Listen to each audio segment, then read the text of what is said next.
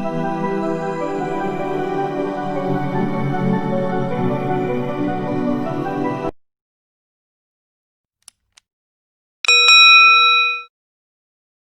Everyone, welcome to Breaking Exam. तो आज हम लोग करने वाले हैं सीडीपी दिसंबर 2018 का पेपर 2 का। तो चलिए करते हैं। इसमें टोटल 30 क्वेश्चंस हैं जो कि बहुत ही इंपॉर्टेंट क्वेश्चन है।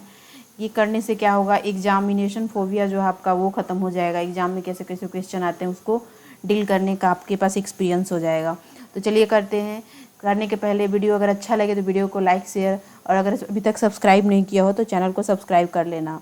तो बढ़ते हैं अपने पहले क्वेश्चन की ओर। पहला क्वेश्चन है, creativity is thought to be related to the concept of. सृजनात्मकता को डैश की अवधारणा से संबंधित माना जाता है। क्रिस्टलाइज इंटेलिजेंस, रवादार बौद्धिकता, कन्वर्जेंट थिंकिंग, अभिसरित सोच, डाइवर्जेंट थिंकिंग, विविध सोच, फ्लूइड इंटेलिजेंस, द्रव बौद्धिकता। तो देखिए, जब भी क्रिएटिविटी की बात होती है तो डाइवर्जेंट थिंकिंग की बात होती है।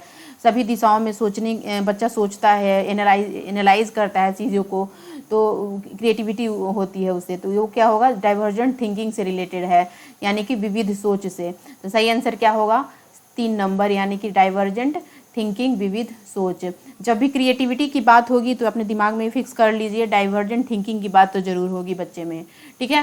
पहले नेक्स्ट क्वेश्चन है, The acceptable sound combination of a language are specified in its dash rules.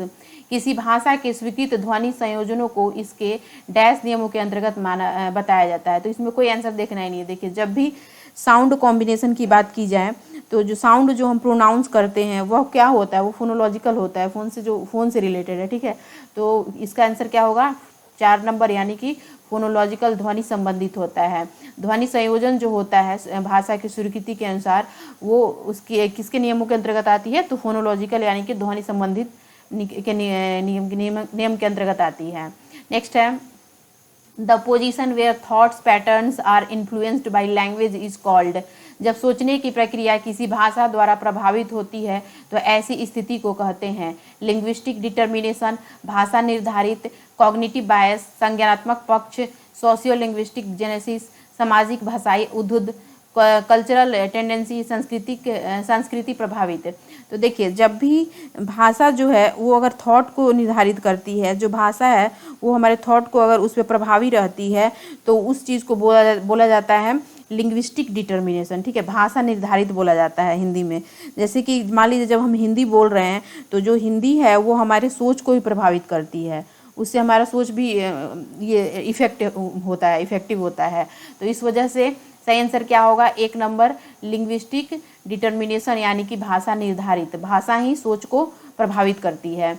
Next है, Ravi repairs appliances by testing hypothesis about the cause of the malfunction based on its experiences with the symptoms he uses। अपने अनुभव और लक्षणों के आधार पर उपकरणों में खराबी के कारण परिकल्पना का परीक्षण कर रवि उपकरणों को मरम्मत करता है, वह उपयोग करता है। तो देखिए, जब भी इसमें चीज़ों को, अगर मान लीजिए आपके घर पे ही कुछ मान लीजिए ख़राब है, कोई इलेक्ट्रिकल अप्लायंसेज है वो ख़राब है, तो ये हीटर ख़राब है, ये सपोज ऐसा कुछ भी, तो क्या करते हैं कि खुद से अपने पहले के अनुभव के आधार पर चीज़ों को बनाने की कोशिश किया जाता है। जैसे यहाँ पे रवि की बात हो रही है, रवि कर रहा है तो उसको कहते हैं ह्यूरिस्टिक। इसमें कोई नियम नहीं, ये नहीं है, बस केवल ये हाइपोथेसिस के आधार पर कर रहा है, तो इसको कहते हैं ह्यूरिस्टिक्स, यानी कि अनुमानी विधि का। जब भी वो जुगाड़ लगाकर चीज़ों को, जो भी इलेक्ट्रिकल चीज़ें हैं या बहुत सारी जो भी कह सकते हैं, अगर वो अपनी चीज़ों को ठीक करने के लिए वह अपने पहले के अनुभव को उसमें यूज करके और चीज़ों को ठीक करता है, उसके बारे में जो भी थोड़ा बहुत वो अगर जानता है, पहले उसका अनुभव है और उसके आधार पर वह उस चीज़ को आगे करता है, ठीक करता है या बनाता है, तो उसको बोला जाता है ह्यूरिस्टिक, यानी कि अनुमानी विधि। नेक्स्ट है, Divya often divides the assigned job into a small tasks which she can handle easily. She is using। Divya अक्सर निर्देशित कार्यों को छोटे छोटे हिस्सों में विभाजित कर आसान बना लेती है, वह उपयोग करती है। तो देखिए, जब अपने कार्यों को छोटे छोटे हिस्से में बांट कर करते हैं तो उसे बोला जाता है सब गोल एनालिसिस। तो दिव्या भी यही कर रही है, अपने कार्यों को छोटे छोटे हिस्सों में ये करके डिवाइड करके और वो उस चीज़ों को अच्छे से कर पाती है, तो उसको बोला जाएगा सब गोल एनालिसिस, यानी कि उपलक्ष्य विश्लेषण विधि का, सही आंसर होगा 2 नंबर। नेक्स्ट है society determines the roles of male and female, this statement articulates, पुरुष और महिला की भूमिकाओं का निर्धारण समाज करता है, यह कथन बतलाता है। तो देखिए जब भी जेंडर की बात हो, यानी कि यहाँ पे पुरुष और महिला की भूमिकाओं, तो जेंडर की ही तो बात हो रही है ना, तो यहाँ पे जब भी बात होगी तो सोशल कंस्ट्रक्ट के रूप में बात होगी, क्योंकि समाज ने ही ये निर्धारित किया है, जो भी जेंडर है उसको निर्धारित किया है। समाज ने ये निर्धारित किया है कि महिलाएं जो हैं वो ये सारी कामें करेंगी, महिलाएं जो हैं ऐसे व्यवहार करेंगी, चाहे महिलाएं जो ये कपड़े पहनेंगी, ऐसा समाज नहीं बनाया है, और पुरुष जो है वो ये काम करेंगे। तो वो क्या है, जेंडर क्या है, एक सोशल कंस्ट्रक्ट है, एक सामाजिक अवतरण है। इसी पर एक क्वेश्चन आता है, अगर यहाँ पे जेंडर की जगह पे अगर सेक्स लिख दिया जाए तो सेक्स को सोशल कंस्ट्रक्ट नहीं होगा, सेक्स जब भी होगा वो बायोलॉजिकल कंस्ट्रक्ट होगा, जैविक प्रकरण होगा, ठीक है। तो यहाँ पे आंसर क्या होगा, 3 number, gender as a social construct, लैंगिकता एक सामाजिक अवतरण है, समाज ने ही बनाया है लैंगिकता। नेक्स्ट है grading, coding, marking and credit accumulation systems are some of the examples of. Grading, coding, अंकन और क्रेडिट संचय प्रणाली या डैश के कुछ उदाहरण हैं। तो देखिए जब भी ग्रेडिंग की बात होती है, ग्रेडिंग की बात होगी, मार्किंग की बात होगी, कोडिंग की बात होगी, तो ये कहाँ किया जाता है, जब असेसमेंट किया जाता है, बच्चे ने क्या अचीव किया है उसको पता करने के लिए उस बच्चे का असेसमेंट किया जाता है, ग्रेडिंग की जाती है, कोडिंग की जाती है, मार्किंग की जाएगी, क्रेडिट एक्यूमुलेशन किया जाता है। तो ये सारी चीज़ें किस में आती हैं, एक्यूमुलेशन में आती हैं, बच्चे के जब आकलन करते हैं, मूल्यांकन करते हैं तब आती है। तो सही आंसर क्या होगा, 3 नंबर, स्कोरिंग प्रोसीडर है of assessment of learners achievement, अधिगमकर्ताओं की उपलब्धि के आकलन की गणन विधि है। नेक्स्ट है assessment of learners achievement helps the teachers to, अधिगमकर्ताओं की उपलब्धि का आकलन शिक्षकों की सहायता करता है। Evaluate the effectiveness of pedagogy, शिक्षण अधिगम विधियों की प्रभावशीलता का मूल्यांकन करना। Make ability grouping of learners in the classroom, कक्षाओं में अधिगमकर्ताओं की क्षमता समूह बनाने में। Prepare activity log for teaching, शिक्षण के लिए गतिविधि की सूची तैयार करने में। Maintain the performance record of learners, अधिगमकर्ताओं के प्रदर्शन का रिकॉर्ड करने में। देखिए जब भी बच्चों का आकलन करते हैं कि वह कितना सीखा है, तो वो कैसे आकलन करेंगे, जो अपने पेडागोजी जो सही है, आपकी पेडागोजी क्या होता है, एक वे ऑफ टीचिंग होता है, साइंस ऑफ टीचिंग होता है, कैसे पढ़ाते हैं आप, शिक्षण अधिगम आपका कैसा है, तो उसको अगर हम अच्छे से करेंगे, उस चीज़ को अच्छे से सही ढंग से हो, तभी बच्चों का आकलन भी सही हो पाएगा कि बच्चे कितना अच्छे से सीख रहे हैं। तो यह पता लगाने के लिए पहले क्या करेंगे, बच्चे का असेसमेंट करेंगे, करते हैं ना। तो इस वजह से सबसे पहले क्या करेंगे, इवेलुएट करेंगे अपनी इफेक्टिवनेस को, किसकी इफेक्टिवनेस को, तो पेडागोजी के इफेक्टिवनेस को, यानी कि शिक्षण अधिगम विधियों की प्रभावशीलता का मूल्यांकन करने में। तो इस वजह से सही आंसर क्या होगा, 1 number, evaluate the effectiveness of pedagogy, शिक्षण अधिगम विधियों की प्रभावशीलता का मूल्यांकन करने में। जब भी अधिगमकर्ताओं की उपलब्धि का आकलन करना है कि बच्चा कितना सीखा है, लर्नर जो है वो कितना सीखा है, उसकी जो स्ट्रेंथ है वो वीकनेस है वो कहाँ तक सही हो पाई है, ऐसा देखना है। तो उसके लिए पहले आपको अपनी जो शिक्षण अधिगम विधियाँ है, यानी कि पेडागोजी है, उसके इफेक्टिवनेस को देखना पड़ेगा, इवेलुएट करना पड़ेगा, ठीक है। तो एक सही आंसर क्या होगा, 1 नंबर। नेक्स्ट है inclusive education is based on the principle of, समावेशी शिक्षा डैश के सिद्धांत पर आधारित है। इक्विटी एंड इक्वल अपॉर्चुनिटी, समता एवं समान अवसर। सोशल एग्जिस्टेंस एंड ग्लोबलाइजेशन, सामाजिक अस्तित्व एवं वैश्वीकरण। वर्ल्ड ब्रदरहुड, विश्व बंधुता। सोशल इक्विलिब्रियम, सामाजिक संतुलन। तो देखिए जब भी इंक्लूसिव एजुकेशन की बात होती है तो उसमें समानता और समान अवसर की बात होती है, उस पर हम ज़्यादा ध्यान देते हैं। जैसे इस इंक्लूसिव एजुकेशन में होता क्या है कि नॉर्मल बच्चे होते हैं, जो स्पेशल बच्चे होते हैं, हर प्रकार के बच्चों को साथ में लेके एक कक्षा का निर्माण करते हैं, एक सृजनात्मक कक्षा का निर्माण करते हैं। तो उसमें सभी बच्चों को हमें देखना है, सभी बच्चों की इक्विटी और उसके इक्वल अपॉर्चुनिटी के बारे में भी सोचना है, ठीक है। तो इस वजह से आंसर क्या होगा, 1 number, equity and equal opportunity, समता एवं समान अवसर के बारे में सोचेंगे। जो भी नॉर्मल बच्चे हैं और स्पेशल बच्चे हैं, पूरे कक्षा के बारे में सोचना है, और सब ये सारे इंडिविजुअल डिफरेंसेस जो हैं, जो भी इंडिविजुअल बच्चा है उसकी नीड के अकॉर्डिंग उसकी समता और समान अवसर पर ध्यान देना है। नेक्स्ट है right of persons with disabilities act has been enacted in the year, दिव्यांगजन अधिकार अधिनियम वर्ष डैश में लागू किया गया, 1995, 1999, 2016, 1992। तो देखिए इसमें सही आंसर क्या होगा? 3 नंबर होगा। 2016 में क्यों? क्योंकि पहले तो 95 में लाया गया था आरटीई एक्ट, लेकिन इसको रिप्लेस कर दिया गया 2016 से। और 1995 में 7 थे डिसेबिलिटीज़, लेकिन 2016 में क्या किया गया? 14 बढ़ा दिए गए, यानी कि 21 कर दिए गए पूरे डिसेबिलिटीज़ को। ठीक है, तो राइट आंसर क्या होगा? 3 नंबर। नेक्स्ट है, childrens with individual differences should be taught in a school having teachers. व्यक्तिगत विविधताओं वाले बच्चों को पढ़ाने के लिए ऐसे विद्यालय होने चाहिए जहां शिक्षक, जो व्यक्तिगत विविधता वाले बच्चे, यानी कि जो बच्चे को, कुछ बच्चे होते हैं जो बहुत ही ज़्यादा टैलेंटेड होते हैं, कुछ होते हैं जो मध्यम वर्गीय होते हैं, कुछ होते हैं निम्न वर्गीय होते हैं, तो उसको बोला जाता है व्यक्तिगत विविधता वाले बच्चे। तो उनको पढ़ाने के लिए कैसा विद्यालय ऐसे विद्यालय होने चाहिए जहाँ शिक्षक कैसा हो, तो वो देखना है। तो यहाँ पे पहला दिया है, trained to use different pedagogy to meet their diverse learning needs. विविध अधिगम आवश्यकताओं के अनुसार विभिन्न शिक्षण अधिगम पढ़ाने करने वाले। फिर है, trained to teach childrens with specific individual differences. विशिष्ट व्यक्तिगत विविधता वाले बच्चों को पढ़ाने के लिए प्रशिक्षित हो। केवल विशिष्ट को क्यों करेगा, सबको लेके चलना है ना, तो विशिष्ट को क्यों प्रशिक्षित करेगा, रहेगा केवल उसको। फिर है, trained to make them homogeneous learners. Homogeneous learners वो होता है, जैसे मान लीजिए एक कक्षा में केवल स्पेशल बच्चा ही है, उसमें नॉर्मल बच्चे नहीं है, या फिर ऐसा कक्षा हो जिसमें केवल नॉर्मल बच्चे हैं, स्पेशल बच्चे नहीं है, एक ही ग्रुप के सारे बच्चे हों, तो उसे बोलते हैं होमोजीनस लर्नर्स। और इसके साथ ही एक होता है हेट्रोजीनस लर्नर्स। तो हेट्रोजीनस लर्नर्स वो होता है जिसमें दोनों ग्रुप के बच्चे हों, स्पेशल ग्रुप के भी बच्चे हों और स्पेशल बच्चे भी हों और नॉर्मल बच्चे भी हों। तो सही अच्छा होता है हेट्रोजीनस लर्नर्स ही, क्योंकि उसमें सभी को समावेशी कक्षा के रूप में लेके चलते हैं। तो यहाँ पे बात क्या हो रही है, trained to make them homogeneous learners to teach in different sections of classroom based on their individual differences. व्यक्तिगत विविधताओं के आधार पर वर्गीकृत की गई कक्षाओं के विभिन्न वर्गों में पढ़ा सके। तो देखिए यहाँ पे सही आंसर क्या होगा कि जब भी trained to use in different pedagogy, जब भी वो ऐसा शिक्षक हो जो विविध अधिगम आवश्यकता के अनुसार अपना शिक्षण अधिगम वो क्या कर सके, प्रविधियों का प्रयोग कर सके। यानी कि ये समझिए कि जो भी इंडिविजुअल डिफरेंसेस वाले बच्चे हैं, सारे बच्चों के उसके नीड के अकॉर्डिंग वो क्या करे, शिक्षक अपना जो पेडागोजी है, साइंस ऑफ टीचिंग है, वे ऑफ टीचिंग है, उसको वो चेंज करके, उसके अनुसार चेंज करके, जो उसके लिए कंफर्टेबल हो वैसा वो अपना शिक्षण अधिगम बना ले, वैसा शिक्षक, तो वो ज़्यादा अच्छा होगा ना। तो इस वजह से सही आंसर क्या होगा, trained to use different pedagogy to meet their diverse learning needs.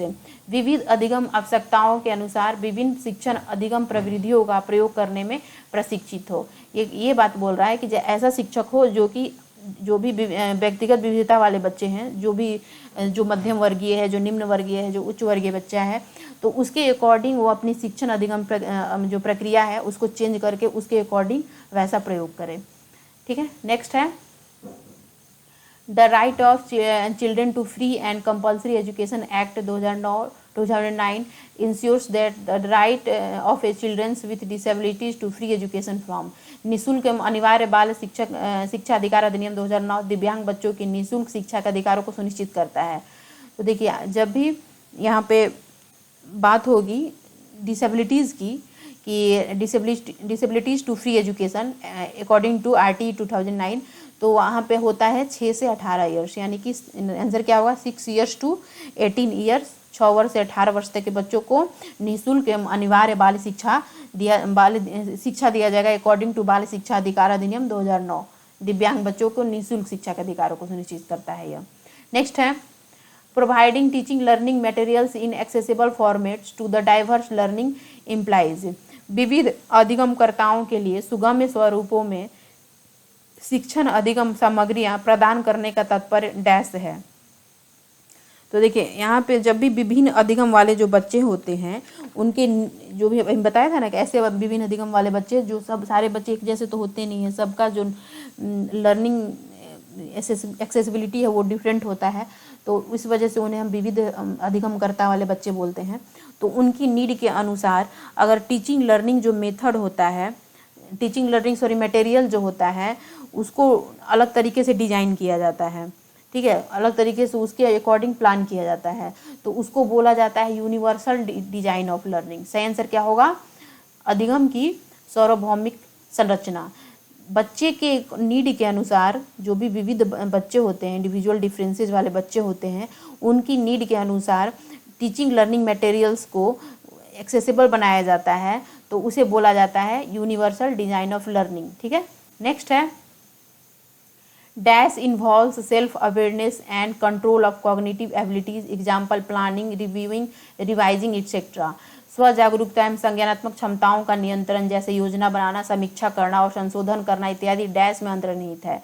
तो देखिए, जब भी हम चीज़ों को जब हम आगे की चीज़ों को सेल्फ अवेयर होके सोचते हैं, नेक्स्ट लेवल तक की चीज़ें सोचते हैं, कोई भी सपोज कोई पार्टिकुलर सिचुएशन है ऐसा कुछ भी, तो उसको हम क्या करते हैं, अपने पहले के अनुभव के अनुसार हम उसको नेक्स्ट लेवल तक का सोच लेते हैं। आगे ही हम कुछ उसका काल्पनिक सोच कर लेते हैं, या फिर आगे का ही कुछ फ्यूचर सोच लेते हैं, ऐसा कुछ होता है। तो अब वो अपने संज्ञान में ही, हम अपने दिमाग में ऐसा कुछ सोच लेते हैं, तो उसको बोला जाता है मेटाकॉग्निशन, यानी कि संज्ञान बोध। संज्ञान बोध क्या होता है, जिसमें चीज़ों को आप नेक्स्ट लेवल तक सोच लेते हैं कि आगे क्या होने वाला है, उसकी समीक्षा कर लेते हैं, उसकी योजना बना लेते हैं, उसमें संशोधन भी कर लेते हैं, सेल्फ अवेयर रहते हैं पहले से ही, तो उसको बोलते हैं मेटाकॉग्निशन। नेक्स्ट है when children think to interpret the received information according to their experiences, it is called। जब बच्चे प्राप्त की गई सूचनाओं को व्याख्या करने के लिए अपने अनुभव के आधार पर सोचते हैं, तो उसे डैश कहा जाता है। तो देखिए, जब बच्चे अपने अनुभव के द्वारा आगे की चीज़ें सोचते हैं, पहले जो सपोज उससे रिलेटेड उसका जो पहले का अनुभव है, जो उसके बारे में वो जानता है, उससे रिलेटेड वो आगे की चीज़ों को जब सोचने लगता है, तो वो कौन सी थिंकिंग होती है उसकी, तो उसकी थिंकिंग होती है कॉन्क्रीट थिंकिंग। कॉन्क्रीट थिंकिंग यानी कि मूर्त सोच। मूर्त सोच में बच्चा क्या करता है, अपने अनुभव के आधार पे आगे के बारे में सोचने लगता है। तो इस वजह से सही आंसर क्या होगा, 3 नंबर, कॉन्क्रीट थिंकिंग यानी कि मूर्त सोच। नेक्स्ट है teaching learners at varying levels of difficulty based on their ability to individual learner is known as। अधिगमकर्ताओं को व्यक्तिगत क्षमता के आधार पर उनकी कठिनाइयों के विभिन्न स्तरों को ध्यान में रखते हुए पढ़ाने की विधि को डैश कहा जाता है। तो यहाँ पे बात हो रहा है कि जब आप अपने बच्चे के अकॉर्डिंग अलग अलग स्ट्रेटेजी अपनाते हैं, ठीक है, अपने बताया था ना कि जो भी बच्चे होते हैं उनके लिए ऐसा नहीं है कि सबको समान रूप में ले सकते हैं, सबका जो समझने का एक्सेसिबिलिटी है वो डिफरेंट होता है। हर एक की जो एक्विजिशन होता है कोई भी चीज़ को ग्रहण करने का, नॉलेज को ग्रहण करने का, लर्निंग जो एबिलिटी होती है वो डिफरेंट होती है। तो उसके अनुसार आपको अलग अलग स्ट्रेटेजी बनाना होता है। तो इसके लिए वो कौन सा जो है तरीका होगा, सही होगा, तो उसको बोला जाएगा 4, यानी कि डिफरेंशिएटेड इंस्ट्रक्शंस, विभेदी अनुदेशन। विभेदी अनुदेशन यानी कि डिफरेंशिएटेड इंस्ट्रक्शन से बच्चे के अकॉर्डिंग के अनुसार आप अलग अलग स्ट्रेटेजी बना के लर्निंग कर सकते हैं। नेक्स्ट है maintenance is the specific stage of learning which is antecedent to dash stage of learning. प्रतिपालन अधिगम का एक विशिष्ट चरण है जो अधिगम के डैश चरण पर पूर्ववर्ती है। तो देखिए, जब भी ये जो था जनरली, इसमें क्या होता है कि कुछ स्टेजेस दिए गए थे, जिस स्टेज को यहाँ पे पूछा जा रहा है कि यहाँ पे मेंटेनेंस जो है, तो मेंटेनेंस के पहले का मेंटेनेंस के बाद जो स्टेज आता है उसके बारे में पूछा जा रहा है। ये मेंटेनेंस कुछ स्टेज दिया गया था उसके अनुसार। तो ये समझ लीजिए कि ये स्टेज जो है, ये बेंडूरा ने स्टेज दिया था, जिसमें अधिगम से रिलेटेड ये चरण था। तो इसमें क्या था कि कुछ स्टेजेस दिए गए थे, मैं बताती हूँ कौन सा स्टेज है। पहला स्टेज था इसमें बेंडूरा ने जो दिया था एक्वायर मतलब जो हम चीज़ों को सीखते हैं पहली बार में, तो वो पहला स्टेज था एक्वायर। उसके बाद था फ्लुएंसी, यानी कि जब जो चीज़ सीख ली है अब उसको हम अपनी लाइफ में, डेली लाइफ में यूज़ करते हैं, तो उसे बोलेंगे फ्लुएंसी, वो दूसरा स्टेज था। उसके बाद था तीसरा स्टेज जिसे बोलते थे मेंटेनेंस, जो यहाँ पे दिया गया है, मेंटेनेंस दिया गया है ना, प्रतिपालन अधिगम, ये तीसरा स्टेज है। तो यही पूछ रहा है कि इसके बाद वाला स्टेज जो है वो कौन सा होगा, एंटीसीडेंट। तो तीसरा स्टेज जो मेंटेनेंस है, मेंटेनेंस का मतलब बताया गया है कि किसी तरीके को मेंटेन करना, कि कैसे जो चीज़ आपने सीखा है, जिसको अपने लाइफ में आपने यूज किया, उसको आप कैसे मेंटेन कर रहे हैं, यानी कि उस चीज़ को कैसे आप इन द सेंस कैसे आप एनालाइज कर रहे हैं, तो वो पूछा, तीसरा स्टेज है। उसके बाद चौथा जो स्टेज है वो क्या है, जनरलाइजेशन, यही आंसर होगा, जनरलाइजेशन। जनरलाइजेशन में क्या होता है कि चीज़ों को अलग अलग तरीके से हम क्या करते हैं, इन जनरल वे में सॉल्व करने की कोशिश करते हैं। जो चीज़ हमने सीखा है उसको इन जनरल हम उसको सॉल्व करने की कोशिश करते हैं, तो वो होता है जनरलाइजेशन, यानी कि ये 4th स्टेज है। इसके बाद भी एक स्टेज होता है जो होता है एडेप्टेशन।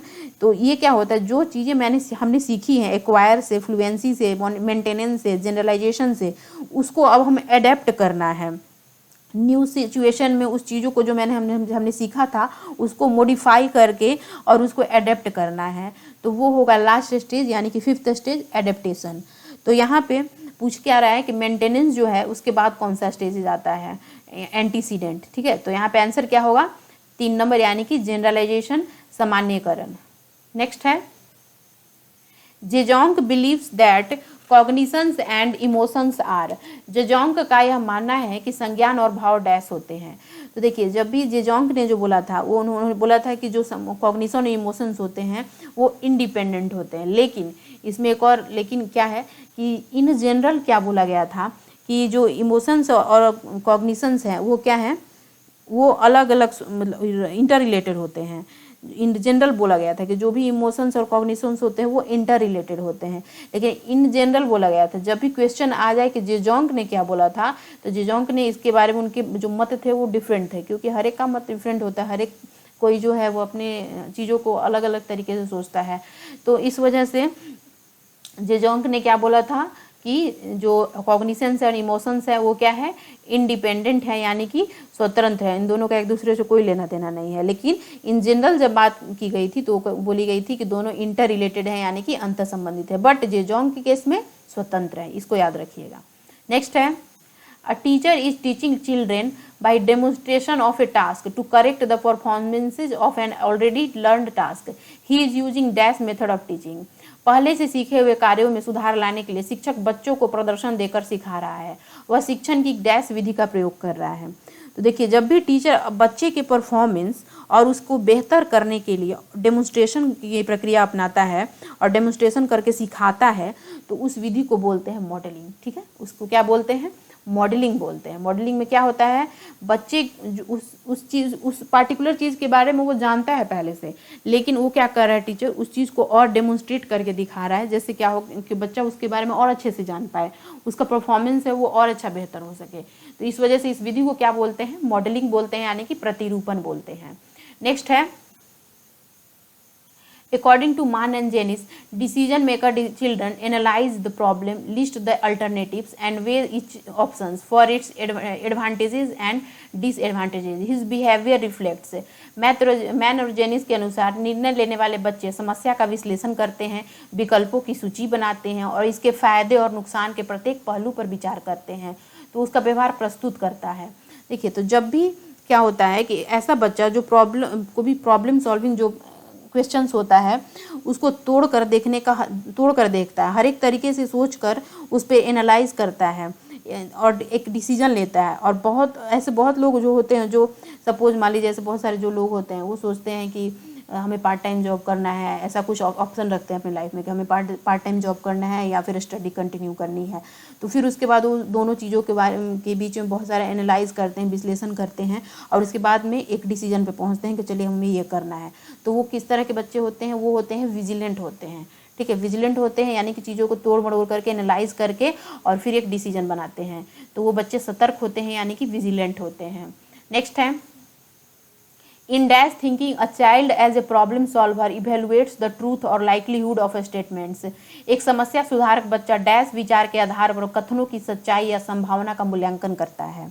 तो जब बच्चा बैठकर तर्क करता है, ठीक है, आकलन की सच्चाई या संभावना पर ज़्यादा विश्लेषण करता है, तो वो बच्चा क्या होता है, तार्किक होता है, यानी कि लॉजिकल होता है। सही आंसर क्या होगा, 3 नंबर।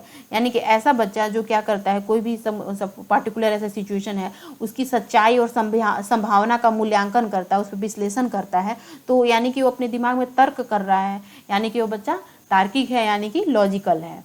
नेक्स्ट है The task in which the children get experience while enjoying themselves is known as।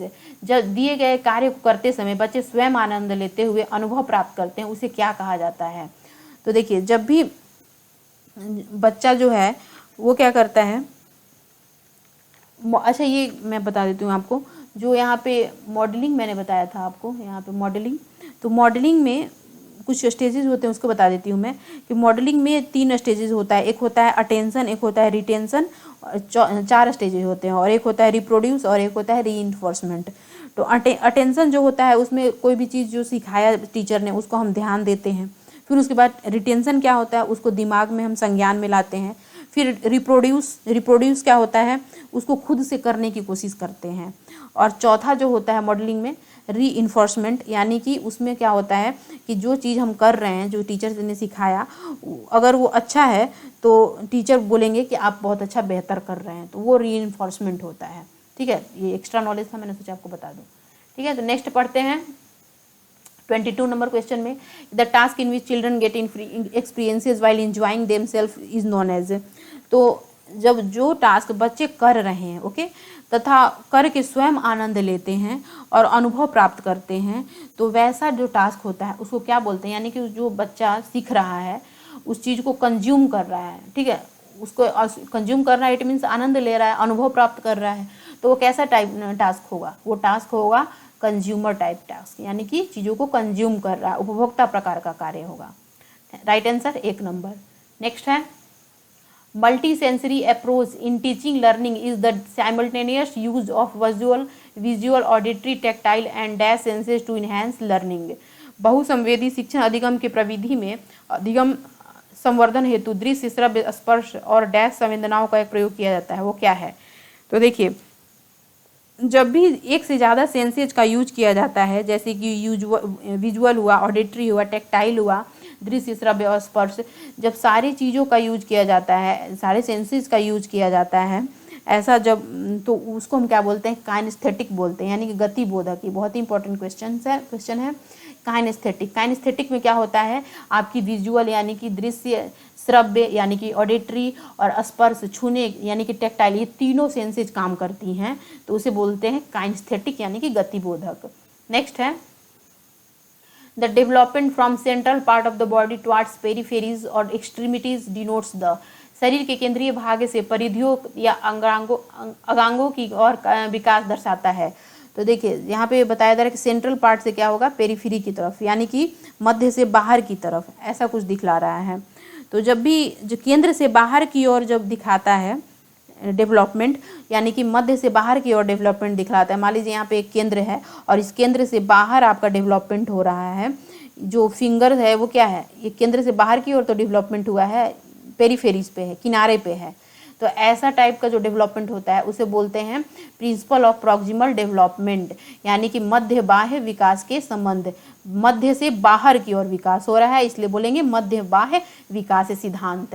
Next है, A school is an institution of socialization of children where, school बच्चों के समाजीकरण की एक ऐसी संस्था है जहाँ, तो जहाँ क्या, जब भी सोशलाइजेशन होता है बच्चे का, तो वहाँ पे बच्चे को समाजीकरण जब सिखा रहे हैं, समाजीकरण जो है स्कूल एक सबसे पहली सीढ़ी है बच्चों के सीखने के लिए, तो वहाँ पे बच्चे को तो पहले ध्यान में रखेंगे ना, बच्चे को सेंट्रल में रखेंगे, बच्चे को प्रायोरिटी देंगे, चाइल्ड सेंटर एजुकेशन को प्रायोरिटी देंगे, वहाँ पे उसको इफेक्टिव कर डालेंगे उस पर।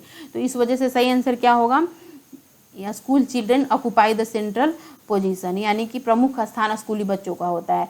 जब स्कूली बच्चों के समाजीकरण की बात आती है तो सबसे पहले क्या करना है, बच्चों को प्रायोरिटी देना है, बच्चों को मेन सेंट्रल पोजीशन पे रखना है, प्रमुख स्थान पे रखना है, इसलिए आंसर क्या होगा, 4 नंबर।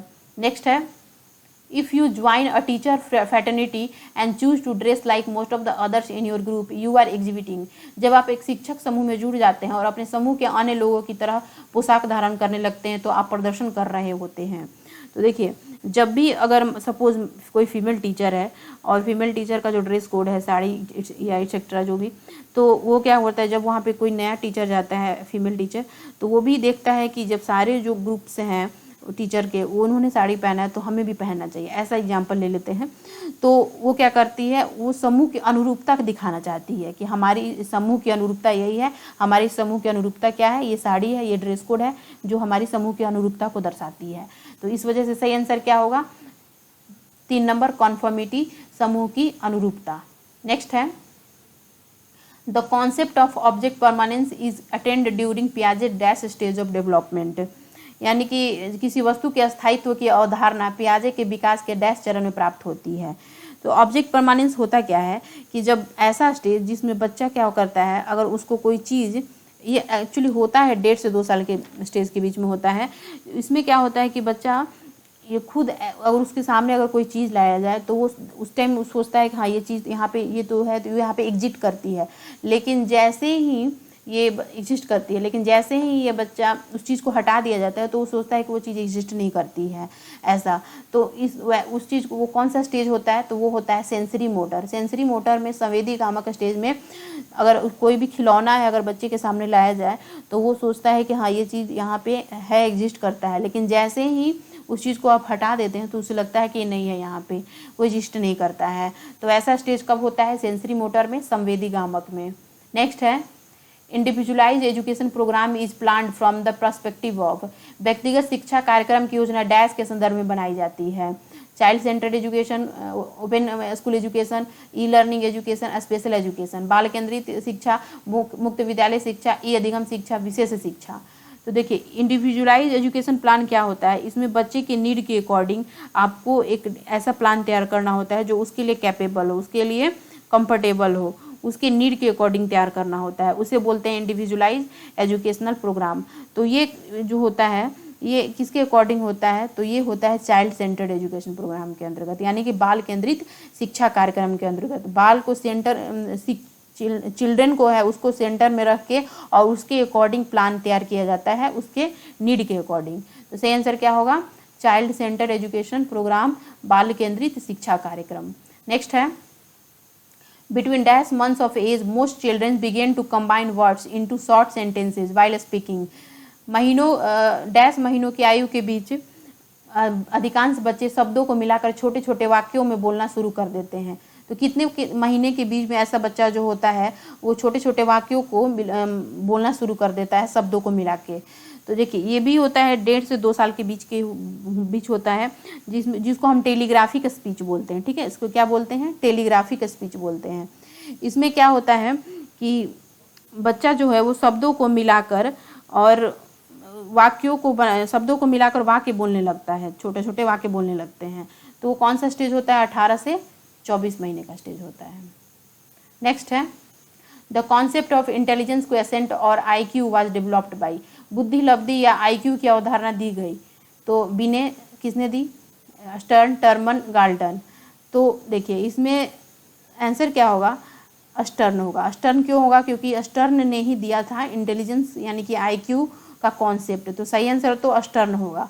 लेकिन कुछ और इम्पोर्टेंट है वो देखते हैं। बिने है, बिने ने क्या दिया था, बिने ने, कन्फ्यूजन होता है इसलिए आप कन्फ्यूजन को क्लियर कर लीजिए। बिने ने इंटेलिजेंस टेस्ट दिया था, इंटेलिजेंस टेस्ट दिया था बिने ने। टर्मन ने क्या दिया था, तो टर्मन ने फॉर्मूला दिया था, जो 100 लगा के जो फॉर्मूला है इंटू 100, वो फॉर्मूला किसने दिया था, टर्मन ने दिया था। गाल्टन ने क्या दिया था, तो गाल्टन ने पहली बार इंटेलिजेंस पे काम किया था, वर्क शुरू किया था इंटेलिजेंस से पहले गाल्टन ने, इसलिए गाल्टन को फादर ऑफ यूजेनिक्स भी बोला जाता है। लेकिन कॉन्सेप्ट किसने दिया था, तो वो स्टर्न ने दिया था। इसके साथ ही आज के 30 क्वेश्चंस खत्म हुए। मिलते हैं नेक्स्ट वीडियो में, अच्छे से देखिए और अपने को इवैल्यूएट कीजिए, आपका कितना स्कोर आता है कमेंट कीजिए। मिलते हैं नेक्स्ट वीडियो में। इसका आपको PDF लिंक मिल जाएगा, गूगल ड्राइव का लिंक मिल जाएगा डिस्क्रिप्शन बॉक्स में, वहाँ से आप इसका PDF भी ले सकते हैं। तो मिलते हैं नेक्स्ट वीडियो में। धन्यवाद, जय हिंद।